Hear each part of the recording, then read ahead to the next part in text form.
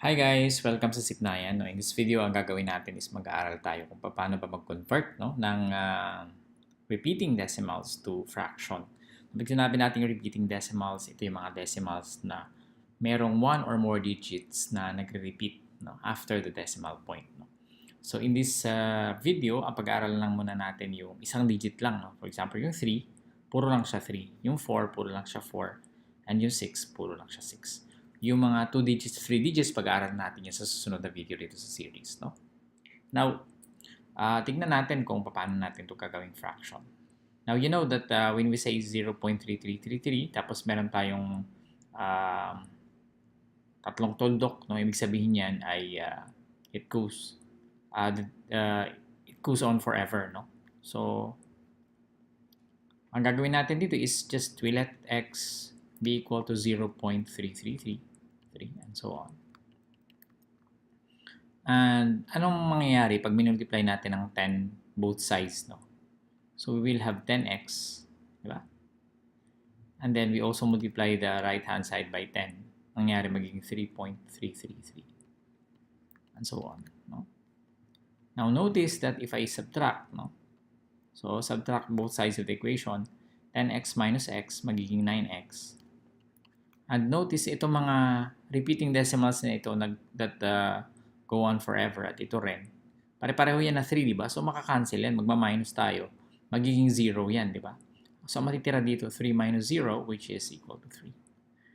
Now dividing both sides by 9, 9x over 9 equals 3 over 9, which means that cancel ako dito, x is equal to 3 over 9. And if we reduce 3 over 9 to lowest terms, divide by 3, we have x equals 1/3. Meaning, yung equivalent ng 0.3333 sa decimal ay 1/3.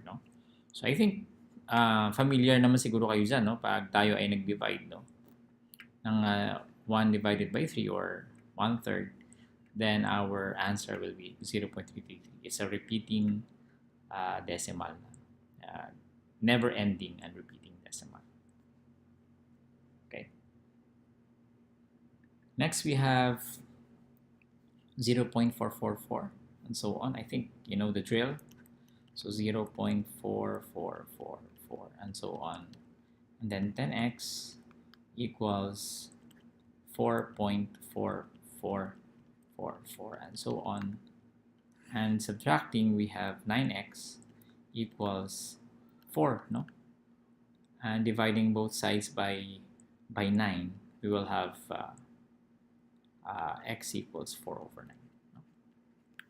Okay, pwede nyo i-check using a calculator. 4 divided by 9, that's 0.4444, and so on. Diba? Next, we have 0.666, and so on.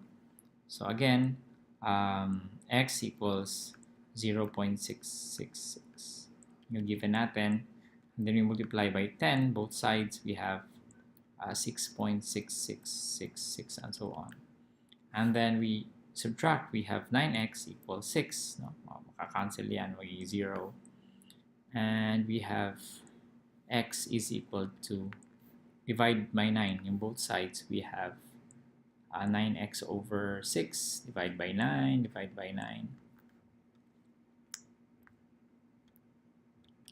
which means that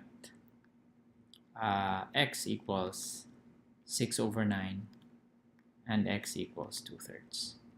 So divide by 3, divided by 3, we get x equals 2/3.